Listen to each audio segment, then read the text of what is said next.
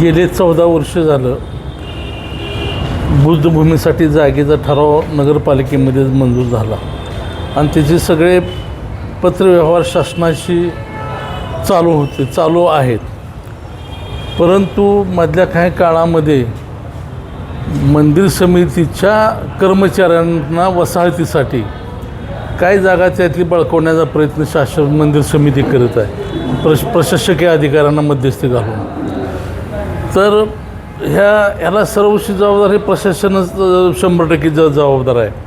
आणि बुद्धविहार होण्यासाठी ज्या काय गोष्टी करायला पाहिजे होते ते नगरपालिका प्रशासन असेल किंवा जिल्हाधिकारी सर्व प्रशासन शासकीय पातळीवरसुद्धा त्याकडे जाणीवपूर्वक दुर्लक्ष करत आहे. मग याला नाईलाजानं आम्हाला शेवटी रस्त्यावर उतरावं लागतं आहे. मग उद्या आम्ही 20 मार्च रोजी 14 तळेच्या सत्याग्रहाच्या पार्श्वभूमीवर बुद्धभूमीच्या सत्याग्रहाचं आम्ही रणशिंग फुंकले. पहिल्यांदा आम्ही आमरण उपोषण करणार आहे. आमरण उपोषणानंतर जे जास्तीत जास्त आम्हाला जे काही गोष्टी करता येईल यासाठी ह्या सगळ्या गोष्टी आम्ही करणार आहे. तर हे जे मुळात काय कशा गोष्टी आहेत, महाराष्ट्र शासनानं किंवा भारत सरकारनं नगरपालिकेच्या सर्व सफाई कामगारांना मोफत घरं द्यावं ही मागणी मंजूर केलेलं आहे. ही घरं त्यांना देणं गरजेचं होतं. परंतु त्या सफाई कर्मचाऱ्याला घरं न देता, त्यांच्या घराचा विषय न घेता हे लोक जाणीवपूर्वक मंदिर समितीच्या कर्मचाऱ्यासाठी वसाहतीसाठी ते जागा मागणी करत आहेत. परंतु आम्हाला त्यांना जागा द्यायचं असेल त्यांना दुसरी कुठेही जागा द्यावी. मंदिर समितीच्या जागा काय कमी नाहीत, मंदिर समितीच्या जागा भरपूर आहेत.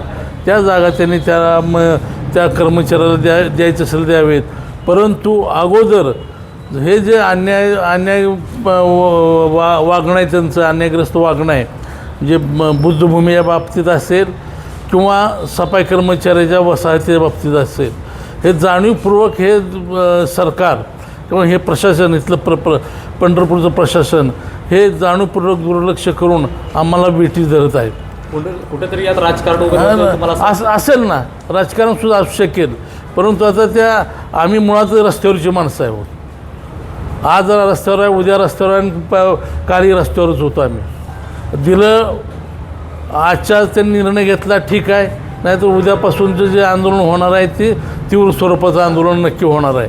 आणि ह्या आंदोलनातूनच आम्ही हे आमचा मार्ग आमच्या ज्या मागण्या आहेत ते मागण्या पूर्ण करून घेऊ. दलित समाज असल्यामुळे कुठेतरी वंचित ठेवलं निश्चित हाच विषय येतोय ना, विषय तोच येतोय दलित असल्यामुळं. आणि ज्यावेळी जागा द्यायची होती त्यावेळी ती जागा मोठ्या ह्यानं आम्हाला ठराव करून दिला सगळं झालं. पण आजच तुम्हाला काय अडचणी यायला लागली ते सगळे पूर्ण न करण्याबाबत तुम्ही काम चालढकल करत आहात, याचा सुद्धा तुम्ही विचार करणं गरजेचं आहे.